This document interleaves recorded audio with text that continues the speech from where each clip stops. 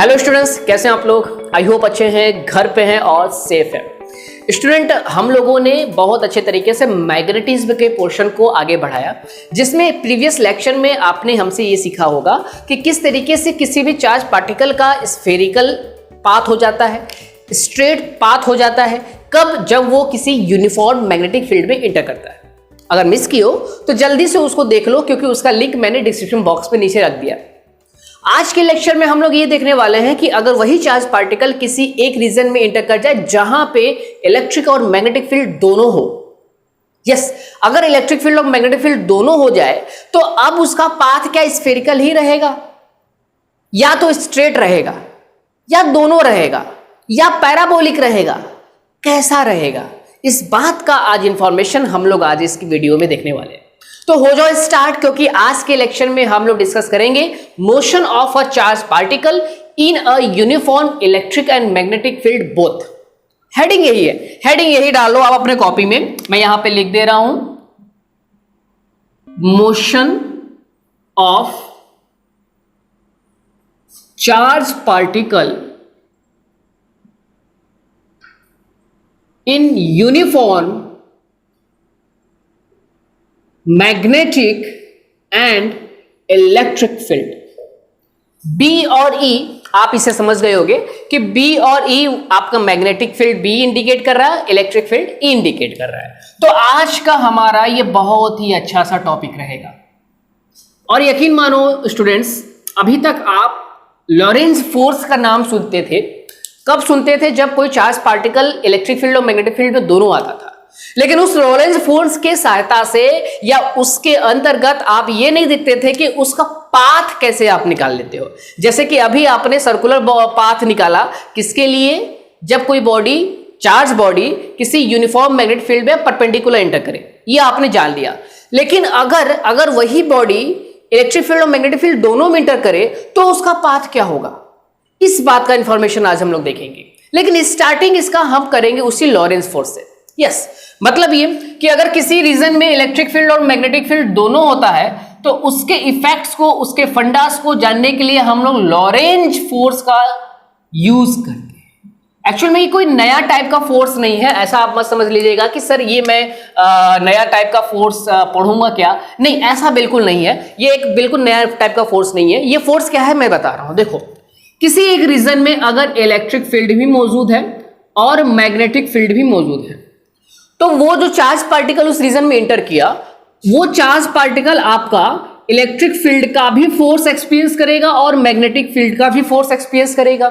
तो जो electric field का फोर्स होगा वो आपका क्या होगा? FE is equal to QE होगा। ये बात आपको बहुत अच्छे से पता है, ये बात आपको बहुत अच्छे से पता है। और जो आपका मैग्नेटिक फील्ड का चार्ज होगा, मतलब फोर्स होगा, वो फोर्स आपका क्या होगा? अभी आपने उसको उसी को तो पढ़ के निकला है, वो ये होगा आपका QV vector cross B vector. तो ये आपका मैग्नेटिक फील्ड का फोर्स होगा और ये आपका इलेक्ट्रिक फील्ड का फोर्स रहेगा। अब उस रीजन में ये दोनों फील्ड मौजूद है। तो लॉरेंज ये कहते हैं, लॉरेंज एक साइंटिस्ट का नाम है, लॉरेंज ये कहते हैं कि अगर इन दोनों फोर्सेस का इफेक्ट हम इस चार्ज बॉडी पे देख रहे हैं, क्योंकि यही बॉडी एक चार्ज है, तो इस चार्ज बॉडी पे अगर हम इसका इफेक्ट देख रहे हैं तो इन दोनों फोर्सेस का रिजल्टेंट फोर्स हमको निकालना पड़ेगा। और जो रिजल्टेंट फोर्स हम लोग को निकालेंगे वही आपका एक नया नाम से आप बोल दो, जिसका नाम है आपका लॉरेंज फोर्स। कितना आसान सा और कितना इजी सा है। उसने ये कहा कि यार कुछ नहीं करना है, आप जो नेट निकालोगे, आप जो रिजल्टेंट निकालोगे इसी दो फोर्सेस का, मतलब कि इलेक्ट्रिक फोर्सेस का और मैग्नेटिक फोर्सेस का, इसी के रिजल्टेंट को ही हम लोग बोलेंगे लॉरेंज फोर्स। इसी फोर्स का नाम है आपका लॉरेंज फोर्स। इसी फोर्स का नाम है आपका लॉरेंज फोर्स। बहुत आसान है, कुछ नहीं इसमें बातें नहीं हैं, सारी बातें पुरानी हैं। क्योंकि आपको याद करो, आप ये क्लास 11th में पढ़े थे कि अगर किसी भी बॉडी पे, किसी भी सिस्टम पे अगर दो या दो से अधिक फोर्स लग रहे हैं तो उनके हम अगर रिजल्टेंट की वैल्यू निकालते हैं तो वेक्टर का सम करते हैं, सुपरपोजिशन प्रिंसिपल। उसी तरीके से यही यहां पे भी आपका इलेक्ट्रिक और मैग्नेटिक फील्ड, जो दो फोर्सेस आपके मिले, उनके वेक्टर के सम की अगर रिजल्टेंट निकाल लेते हो आप, तो वो जो रिजल्टेंट आएगा वहां पे आप उसको रिजल्टेंट फोर्स बोल देते थे, लेकिन उसी रिजल्टेंट फोर्स को यहां पे आप नाम दे दोगे लॉरेंज फोर्स। बस सिंपल सा फंडा है। अब अगर इस लॉरेंस फोर्स का तुम निकालना चाह रहे हो मैग्नीट्यूड, तो उसी वेक्टर्स के तरीके से आप उसका वैल्यू निकाल सकते हो। खैर मैं अभी यहाँ पे इसका वेक्टर फॉर्म डिस्कस कर रहा हूं, तो आप अगर एफ ई की वैल्यू यहाँ पे आप पुट करते हो तो वो आप पाते हो Q E vector plus V vector cross B vector. Usual terms जो यहां पे होंगे वो आपके वही होंगे, ठीक है। तो ये आपका हुआ लॉरेंस फोर्स, ठीक है, यहां पे मैं ये लिख दे रहा हूं, यही है आपका लॉरेंस फोर्स, कोई नया बात नहीं है। तो इस बात को आई होप आप लिख लिए होगे, इस बात को आप आई होप अगर आप समझ लिए होगे। अब हम उस बात पे चलते हैं कि अगर किसी रीजन में इलेक्ट्रिक फील्ड और मैग्नेटिक फील्ड दोनों रहते हैं तो उसके लिए हम उसके ट्रेजेक्ट्री को, उसके पाथ को कैसे निकालते हैं। मतलब अब हम लोग डिस्कस करने वाले हैं कि how will we find out a position of a particular charge particle, velocity of a particular charge particle, energy of a particular charge particle if that charge particle is present in electric and magnetic field both. अभी हम लोगों ने magnetic field देखा, अब हम लोग दोनों देखने वाले हैं। तो लॉरेंस फोर्स के बाद में अब इसी के अंदर ही ये हेडिंग चलने वाले हैं, जो हेडिंग मैं यहां पे बोर्ड पे लिख दे रहा हूं, इसको आप आराम से नोट कर लो। लॉरेंस फोर्स आपका बिल्कुल भी नया फोर्स नहीं है, उसी रिजल्टेंट को ही हम लोग बोल रहे हैं, इलेक्ट्रिक और मैग्नेटिक फोर्स के रिजल्टेंट को। अभी देखो, अभी ये हेडिंग आप ये अपने कॉपी में डाल लो, वो ये कि path of charge particle, charged particles in electric field and magnetic field. ये बात ठीक है, ये बात अपने कॉपी में आप लिख लो, path of a charge particle in electric field and magnetic field.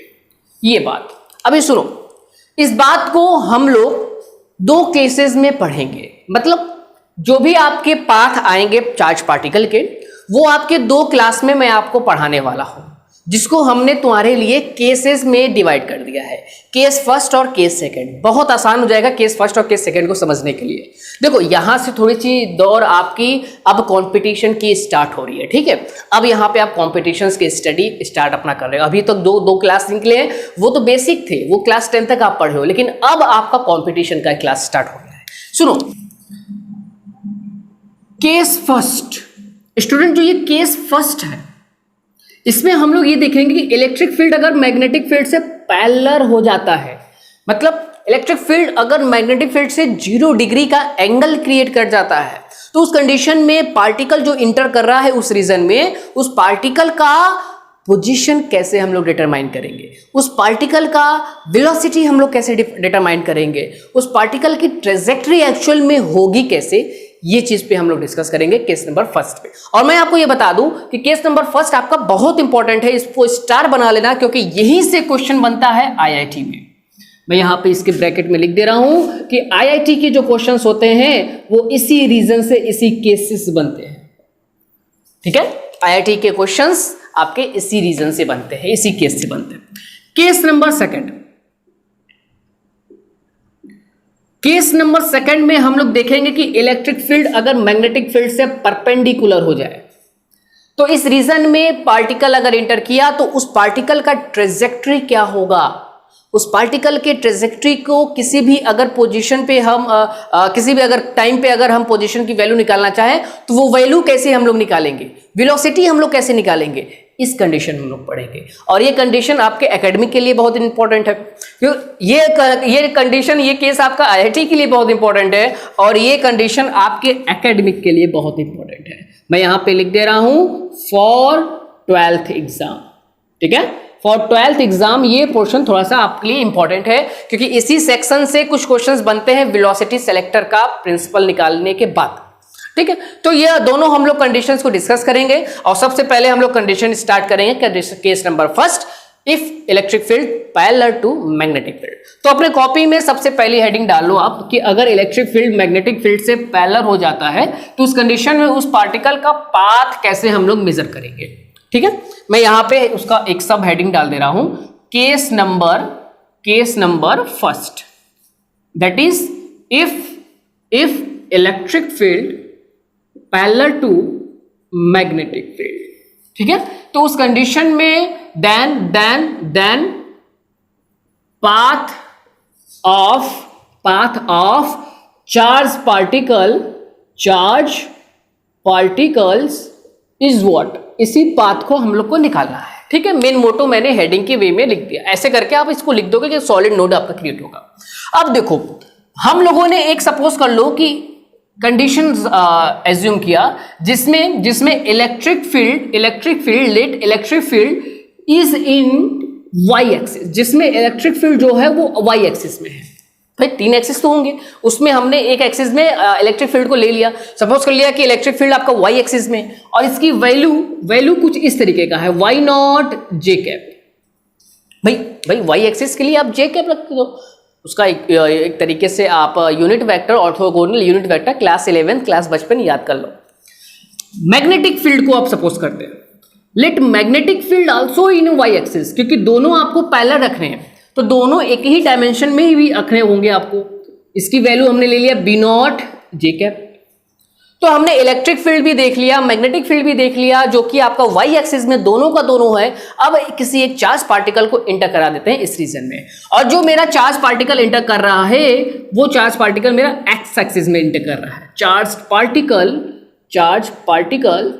Inter in x axis. जब वो चार्ज पार्टिकल एक्स एक्सिस में इंटर करेगा तो उसकी वेलोसिटी, सपोज कर लो कि उस पार्टिकल की जो वेलोसिटी होगी वो हमने ले लिया वी नॉट आई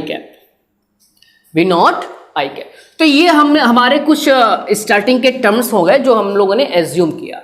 अब आगे देखो, अब आपका जो वाई एक्सिस होगा, मतलब कि वाई एक्सिस में जो आपका इलेक्ट्रिक फील्ड होगा, वो इलेक्ट्रिक फील्ड चार्ज पार्टिकल को, जो चार्ज पार्टिकल एक्स एक्सिस की तरफ जा रहा है, मैं एक फिगर आपको दिखा दे रहा हूं जस्ट केस। ये फिगर देखो कि अगर ये आपका एक कोई फिगर जा रहा है, इस फिगर में चार्ज पार्टिकल जा रहा है, सॉरी मैं फिगर बोल रहा हूं, इस चार्ज पार्टिकल में अगर इस फिगर में कोई चार्ज पार्टिकल इस तरीके से एक्स एक्सिस में जा रहा है, ये आपका एक्स एक्सिस में चार्ज पार्टिकल इंटर किया with velocity V naught I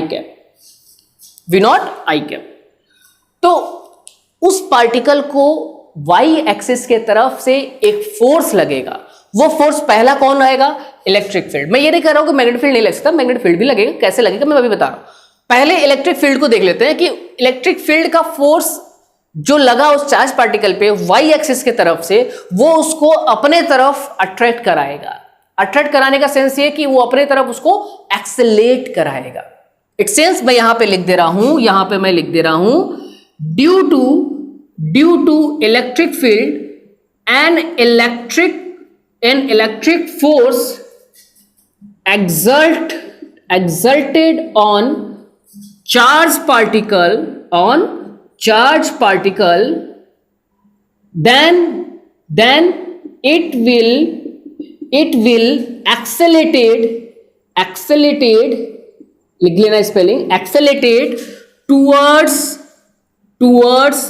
y axis with acceleration। ये किसी एक्सेलेरेशन से नहीं अट्रैक्ट होगा। किस एक्सेलेरेशन से अट्रैक्ट होगा? Fe is just equal to mass into acceleration in y coordinate, क्योंकि एक्सेलेरेशन हम लोग यहाँ पे y कोऑर्डिनेट में देखेंगे।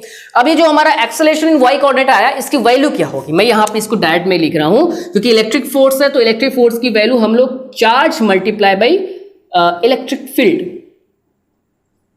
लिख सकते हैं। ठीक है, फोर्स की वैल्यू हम लोग charge multiply by electric field. अगर वेक्टर ले रहे हो तो वेक्टर, अगर आप यूनिट ले रहे हो तो यूनिट ले लेना आप उसका, मतलब कि मैग्नीट्यूड ले लेना आप उसका। अब इलेक्ट्रिक चार्ज के बेसिस पे, इलेक्ट्रिक फोर्स के बेसिस पे हम लोगों ने अगर एक्सेलेरेशन की वैल्यू निकालनी होगी तो एक्सेलेरेशन की वैल्यू हमारी क्या मिली? ay की वैल्यू हमारी मिल गई चार्ज अपॉन में मास मल्टीप्लाई बाय इलेक्ट्रिक फील्ड। ये हमें मिल गई acceleration along y-axis, acceleration along y-axis of that charge particle which enter in the region where electric field and magnetic field are both are present but they are parallel to each other। तो ये छोटा सा अभी फंडा है, अभी इसके आगे की कहानी बहुत बाकी है। यहां तक आप लोगों ने नोट कर लिया होगा, क्योंकि मैं अब इस रीजन को इरेज करने वाला हूं। अभी देखो, इधर से मैं इसको हल्का सा इरेज कर देता हूं। सुनो, अब जब हम लोगों ने एक्सेलेरेशन की वैल्यू यहां पे निकाल ली है, इसको हल्का सा मैं इस तरीके से कॉलम वाइज कर दे रहा हूं। ये ये देखो, अब जब हम लोगों ने एक्सेलेरेशन की वैल्यू निकाल ली, जो एक्सेलेरेशन आपका एक्स एक्सिस में आया, किसके वजह से? इलेक्ट्रिक फील्ड की वजह से देखा गया। अब मैग्नेटिक फील्ड भी तो उस पर वर्क कर रही है। जो मैग्नेटिक फील्ड उस पर वर्क करेगा वो क्या करेगा? अब क्योंकि इलेक्ट्रिक चार्ज मैग्नेटिक फील्ड से क्या है? परपेंडिकुलर है, इंटर कर रहा है मैग्नेटिक इलेक्ट्रिक चार्ज इस तरीके से, और मैग्नेटिक फील्ड इस तरीके से है। चार्ज इस तरीके से इंटर कर रहा है, मैग्नेटिक फील्ड इस तरीके से, दोनों के बीच में 90 डिग्री का एंगल है। जब दोनों के बीच में 90 डिग्री का एंगल है, अभी आपने प्रीवियस लेक्चर में देख के आया है कि अब इसका पाथ कैसा होगा? सर्कुलर होने की कोशिश करेगा। चार्ज पार्टिकल इंटर करेगा लेकिन उसका पाथ सर्कुलर होने की कोशिश करेगा, क्योंकि उसके ऊपर जो फोर्स लगेगा उस फोर्स का डायरेक्शन भी आप जानते हो कैसे निकाल सकते हो, और टर्म्स भी जानते हो, प्रीवियस लेक्चर में मैंने तुमको बताया। It since now due to magnetic field, the path of the charge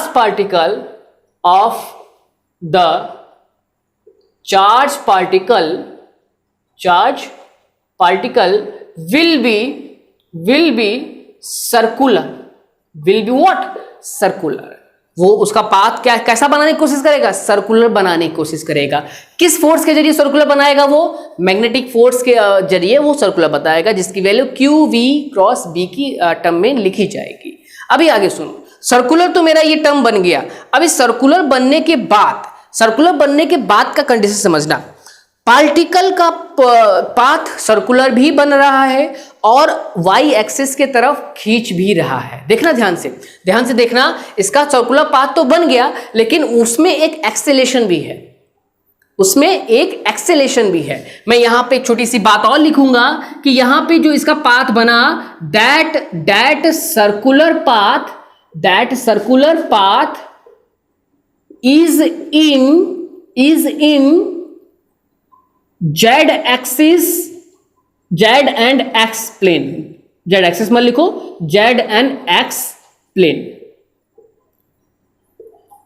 इसका जो पाथ होगा, इसका जो सर्कुलर ट्रैक होगा, वो सर्कुलर ट्रैक कहां बनेगा? Z और X एक्सिस में बनेगा, क्योंकि फोर्स आपका मैग्नेटिक फील्ड आपका Y एक्सिस में है, तो इसके जरिए जो फोर्स लगेगा वो उसको Z एक्सिस में सर्कुलर घुमाएगा। इस बात को आप जानते भी हो कि फोर्स और फील्ड के बीच में 90 डिग्री का एंगल क्रिएट होता है। ये बात बहुत अच्छे से जानते हो, प्रीवियस लेक्चर में मैंने ही बताया है। तो अगर सपोज कर लो कि अगर आपका जस्ट केस कि ये आपका अगर एक्स एक्सिस है, ये वाई एक्सिस है, ये आपका जेड एक्सिस है, और पार्टिकल आपका इंटर किया यहां से। अब वो पार्टिकल जैसे वो इंटर किया, ऊपर की तरफ एक्सेलेरेट होने की कोशिश करेगा इलेक्ट्रिक फील्ड से, और उसी डायरेक्शन में जब इलेक्ट्रिक फील्ड है तो जेड एक्सिस में वो रिवॉल्व होने की कोशिश करेगा सर्कुलर मोशन में। अब प्लेन समझ लेना, वाई जेड एक्सिस आपके बाहर की तरफ निकला हुआ है, एक जेड एक्सिस अंदर की तरफ गया है, तो पार्टिकल जेड एक्सिस के तरफ रिवॉल्व होगा और ऊपर के डायरेक्शन में एक्सेलेरेट होगा।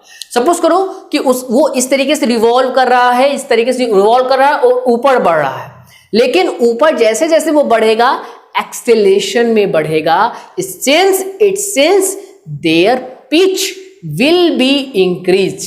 ध्यान देना, पिच की वैल्यू यहां कांस्टेंट नहीं होगी। दो सक्सेसिव आपके मतलब कि एक कंप्लीट साइकिल में जो उसको डिस्टेंस लगता है, उसका डिस्टेंस आपका हर इंटरवल में कांस्टेंट नहीं होगा, क्योंकि पार्टिकल एक्सेलेरेट करते हुए ऊपर आ रहा है। जब पार्टिकल एक्सेलेरेट करते हुए ऊपर आएगा तो सर्कुलर मोशन भी कर रहा है, ऊपर भी आ रहा है, तो उसका पाथ तो ओवरऑल हेलिक्स हो जाएगा, लेकिन एक्सेलेरेटेड हेलिक्स रहेगा।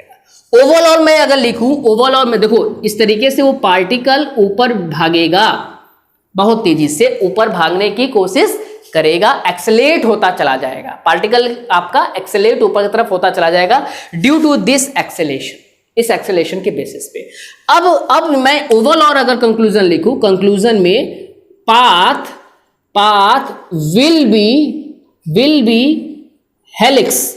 पाथ तो आपका हेलिक्स होगा, मतलब स्फेरिकल स्पाइरल वाला ही होगा, लेकिन उसमें पिच की वैल्यू इंक्रीज करेगी, कांस्टेंट नहीं रहेगी। मैग्नेटिक फील्ड में आपने पिच की वैल्यू कांस्टेंट देखा, लेकिन यहां पे आपकी पिच की वैल्यू बदलती रहेगी। पिच क्या है देख लो जाके वहां पे। Path will be helix but increasing increasing value of pitch. इस बात को बहुत इंपॉर्टेंटली यहां पे लिखना। हेलिक्स तो है, हेलिक्स के बाद ये टर्म्स तो इंक्रीज कर रहा है, लेकिन वैल्यू उसकी पिच की इंक्रीज करेगी। अगर नीचे नहीं दिख रहा है तो मैं बोल दे रहा हूं कि path will be helix but increase value of pitch. Path तो हेलिक्स होगा लेकिन उसका पिच जो होगा वो इंक्रीज होगा। तो ये तो आपका हो गया ट्रेजेक्ट्री के बारे में कि उसका ट्रेजेक्ट्री होगा कैसा। ठीक है, अब हम उस पाथ के इक्वेशंस को निकालने वाले हैं कि पाथ के इक्वेशंस को आप लोग कैसे मेजर करोगे, कैसे निकालोगे। ठीक है, चलो नेक्स्ट अभी देखो ये स्टेप फर्स्ट हुआ है, जिस स्टेप फर्स्ट में हम लोगों ने पाथ की वैल्यू, पाथ का जो है वो क्राइटेरिया जाना कि पाथ एक्चुअल में क्या होने वाला है, हेलिक्स होगा, सर्कुलर होगा, कैसा होगा। तो होना तो हेलिक्स है लेकिन वो इंक्रीजिंग पिच वाला हेलिक्स होगा। ठीक है, ड्यू टू दिस एक्सेलेरेशन। अब आगे चलते हैं, अब ट्रेजेक्ट्री का इक्वेशन निकालना चाह रहे हैं हम लोग। चलो इसको मैं थोड़ा सा इरेज कर रहा हूं, इधर का पोर्शन हम थोड़ा सा इरेज करना चाह रहे हैं, इस एक्सेलेरेशन का भी काम आएगा। देखो अभी जो भी पार्टिकल की वेलोसिटी होगी वो पार्टिकल की velocity X axis, Y axis और जेड एक्सिस तीनों डायमेंशन में हो सकती है। ठीक है, बिल्कुल हो सकती है। चलो मान लेते हैं, क्या मान लेते हैं, late velocity of particle at a particular time t क्या होगा, vx i cap plus vy j cap plus vz k cap. ये तीनों डायमेंशन में इसकी वेलोसिटीज की वैल्यू देखी जाएगी।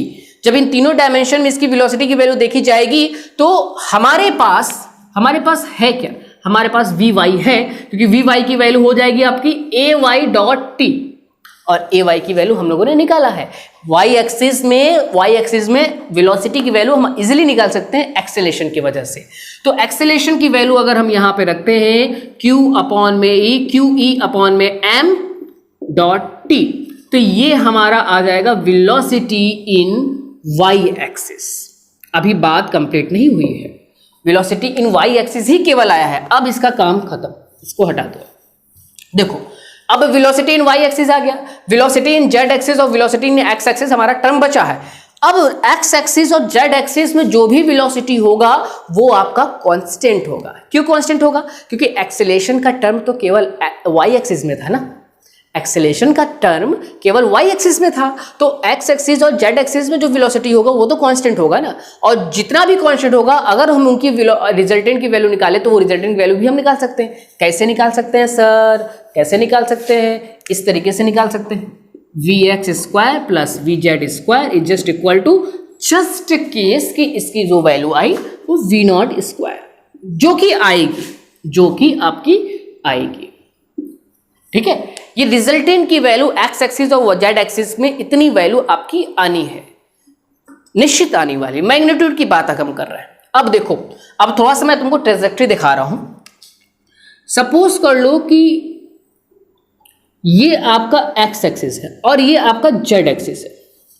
सपोज कर लो कि ये आपका एक्स एक्सिस है और ये आपका जेड एक्सिस है। जो पार्टिकल इंटर किया वो पार्टिकल आपका यहां से इंटर किया तो उस पार्टिकल का पोजीशन इस तरीके से, मतलब पाथ उसका इस तरीके से जाएगा, सर्कुलर तो बनाएगा, हेलिक्स बनाते हुए ऊपर जाएगा। तो एक छोटा सा आर्क हम उसका ले लेते हैं, यहां पे उसकी जो वेलोसिटी होगी वो इस तरीके से इस डायरेक्शन में देखी जाएगी वी नॉट के साथ में, भाई अक्सर ये देखी जाएगी। अब देखो यहां पे सपोज करते हैं कहीं इसका ओरिजिन है, क्योंकि इस पूरा सर्कुलर पाथ है, तो इस सर्कुलर पाथ का यहां पे कोई ओरिजिन है। इस ओरिजिन से इस पोजीशन तक की अगर दूरी देखें, कोई पार्टिकुलर इंस्टेंट वाली दूरी देखे, तो वो हम लोगों ने रेडियस लेनी है। रेडियस हम लोगों ने ले लिया, ठीक है, और उस रेडियस की एंगल यहां से थीटा हम लोगों ने मेजर कर ली, ठीक है। ये दूसरा रेडियस है, इसकी वैल्यू भी यहां से लेके यहां तक की वैल्यू भी r है, ओके, और यहां से लेके यहां तक वैल्यू, भाई रेडियस है तो बराबर होगा। अब एक परपेंडिकुलर यहां ड्रॉ कर लो। सर ऐसा क्यों कर रहे हो, मैं बता रहा हूं। अब ये परपेंडिकुलर यहां ड्रॉ कर लो। हमने जब ये परपेंडिकुलर यहां ड्रॉ किया तो हमको एक पिक्चर और एक सिनेरियो दिखता होगा कि ये वाला डिस्टेंस आपका x होगा। ये देखो यहां से लेके यहां तक सपोज कर लेते हैं कि ये x कोऑर्डिनेट है, और यहां से लेके यहां तक हम सपोज करते हैं वो z कोऑर्डिनेट है। मतलब इस पार्टिकल का तो कोऑर्डिनेट होगा ना यार, इस पार्टिकल का तो कोऑर्डिनेट होगा ना x और z, y तो नहीं है। वाई तो नहीं है, क्योंकि पार्टिकल सर्कुलर मोशन किस प्लेन में कर रहा है, एक्स प्लेन में और जेड प्लेन में कर रहा है। तो सर्कुलर मोशन एक्स और जेड प्लेन में किया, तो एक्स और जेड प्लेन में करने के बाद में ये कंडीशन आपका फॉलो किया। जब ये कंडीशन आपका हो गया तो एक्स और जेड का जो वैल्यू आएगी वो क्या आएगी, अब देखो यहां पे पहले थीटा की बात अगर करें तो थीटा की value according to this symmetry we say that omega dot T, और अभी आप सर्कुलर मोशन में ओमेगा का वैल्यू निकाल के आए हो, जो वैल्यू आपकी होगी बी क्यू अपॉन में M dot T, B Q upon में यम डॉट टी। तो थीटा की वैल्यू क्या हो गई यार, बी क्यू अपॉन में यम डॉट टी हो गई, ये थीटा की वैल्यू हो गई। ओके, हाँ यार बोलो यार, ओके, तो ये थीटा की वैल्यू हो गई। अब हम लोग देखेंगे वी एक्स की वैल्यू। देखो पार्टिकल की वेलोसिटी यहां थी, ये थी, इसका अब हम लोग स्प्लिटिंग करेंगे, रिजोल्यूशन निकालेंगे। एक्स एक्सिस में इसका resolution V naught cos theta, Y axis में इसका resolution V naught sine theta. इसी बात पे हम लोग अब बात करेंगे। देखो इसको मैं इरेज कर दे रहा हूं यहां पे, अब इसका कोई काम नहीं है, इसको इरेज कर दो। देखते रहो, अभी बहुत मजेदार है। आईआईटी में क्वेश्चन ऐसे ही नहीं इससे आते हैं, इससे क्वेश्चन आईआईटी में ऐसे ही नहीं आने वाले हैं। थीटा की वैल्यू हम लोगों ने निकाल लिया। अब पार्टिकल की वेलोसिटी को हम लोगों ने दो कोऑर्डिनेट में ब्रेक किया। पहला कोऑर्डिनेट जो वी एक्स कंपोनेंट आया वो आपका आया वी नॉट कॉस थीटा, और जो आपका वी जेड कंपोनेंट आया वो आपका आया वी नॉट साइन थीटा। तो ये जो वी नॉट कॉस थीटा है और वी नॉट साइन थीटा है, इसकी भी एक वैल्यू होगी, बट थीटा का वैल्यू आप रख सकते हो ये, मतलब ये कि V X is equal to हो गया आपका V naught cos B Q upon में M dot T, and V Z is equal to V naught sine B Q upon में यम डॉट टी। तो ये वी एक्स और V Z की value I sine theta और cos theta के form में। आप देख रहे हो ये वी एक्स और वी जेड पा गए हम लोग, वी वाई हमारे पास था, मतलब ये हम लोगों ने वी एक्स और वी जेड पा लिया, और हमारे पास पहले से क्या था, वी जेड था। अब इन तीनों वैल्यू को हम लोग यहां पे रख के अपनी वेलोसिटी की वैल्यू निकाल सकते हैं। बहुत आसान था। देखो आईआईटी में क्वेश्चन आता है, आसान तो रहता है लेकिन बच्चे यहां तक सोच नहीं पाते। तो हम लोगों ने वी एक्स और वी जेड तो निकाल लिया, अब इसी V X V Z V Y को हम लोग को इस इक्वेशन में रख देने हैं, वेलोसिटी के नेट इक्वेशन में। और जो वेलोसिटी का हमारा नेट इक्वेशन बनेगा, हम तुमको वो कहां पर बना दे, सपोज कर लो अभी तो जगह यहां पे नहीं बच रहा, मान लो यहीं पे देख लो कंक्लूजन वाला, ठीक है, कंक्लूजन वाला फैक्टर यहीं पे देख लो। वी टी की जो वैल्यू आएगी वो आपकी रहेगी वी वाई, पहले वी एक्स लिख लो, चलो वी एक्स लिख लो, V naught cos B Q upon में M dot T I cap, ये एक्स एक्सिस में है, प्लस वी वाई क्यू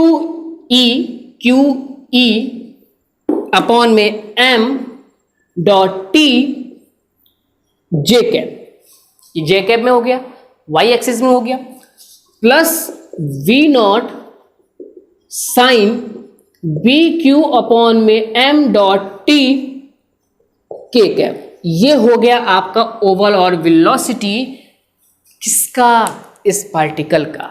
कब, जब आपका इलेक्ट्रिक फील्ड और मैग्नेटिक फील्ड दोनों एक दूसरे से पैरेलल होंगे तब, ठीक है। तो ये बात आपका वेलोसिटी का हो गया।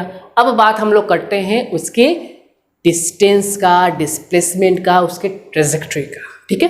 मतलब अब हम लोग निकालने वाले हैं एक्स एक्सिस वाई एक्सिस की वैल्यू। एक्स एक्सिस की वैल्यू क्या होगी, वाई एक्सिस की वैल्यू क्या होगी, जेड एक्सिस की वैल्यू क्या होगी, उस टर्म को निकालने वाले हैं, ठीक है।